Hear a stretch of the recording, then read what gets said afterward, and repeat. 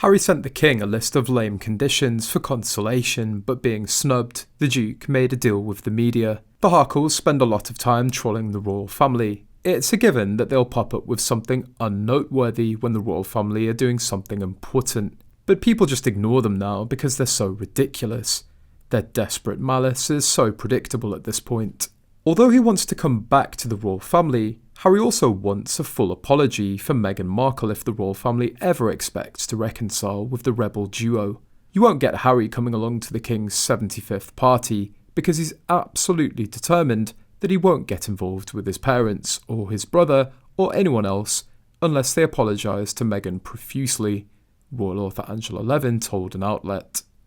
The Sussex's spokesperson said that Harry's got a list of what he's angry about and he wants to go one by one and get an apology for how he's been treated and how she's been treated.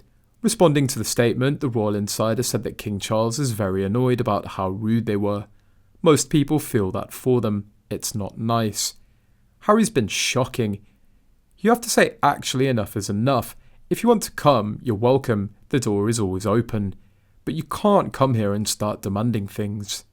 Elsewhere, royal expert Richard Fitzwilliams dished, it could certainly take years for a reconciliation to happen between Prince Harry and the royal family.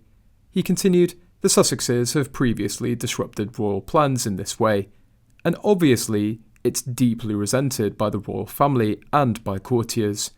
The rift runs deep. The Sussexes reportedly still want an apology from the royal family. What the future holds is uncertain. It's not a pleasant prospect for King Charles to deal with.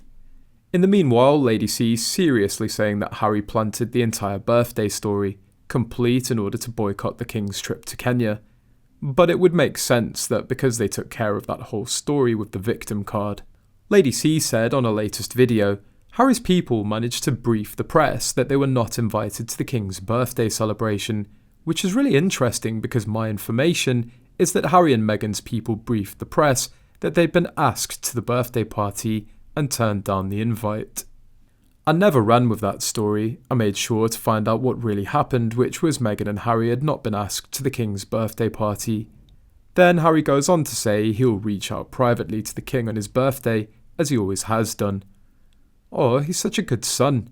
Then he says this story has been planted to be a distraction from the king's trip to Kenya. They managed to get the boot in several ways, except, according to my sources in Kenya and here, the king's trip to Kenya was a roaring success. This is how it went down, they put out and then denied the story. Meanwhile, the king never cares and has no time for childish games.